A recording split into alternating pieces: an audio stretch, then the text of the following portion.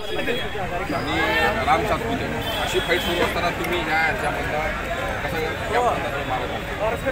आम्हाला या गॅपमधनं मुख्यतः जनता बाहेर काढेल, कारण या जनतेला तर पर्याय हवे आणि त्या पर्यायाच्या स्वरूपात आम्ही तुमच्यासमोर उभे आहोत वंचित बहुजन आघाडीकडे. सोलापुराचा एक शब्द मी उल्लेख केला जातो, उपरा शब्द, उपरा शब्द. तर या शब्दाकडे कसं बघता? भाजपचे उमेदवार आहे, बाहेरचे उमेदवार आहेत, तर सर्व स्तरातून टीका केली जाते, बाहेरचे उमेदवार नको पाहिजे. तुम्ही काय म्हणणार?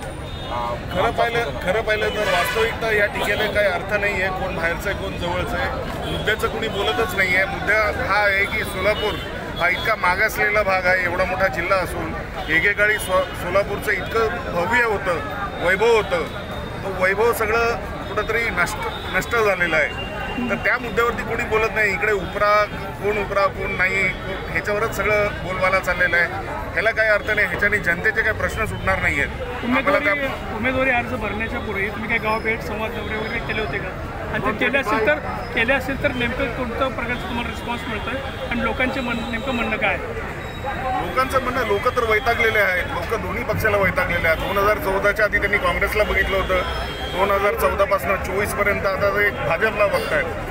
दोन्ही स्वरूपात लोक अतिशय वैतागलेले आहेत. त्यांना काम करणारा नेता, काम करणारा राज्यकर्ता त्यांना सापडलेला नाही हे त्यांना प्रामुख्याने माहिती आहे.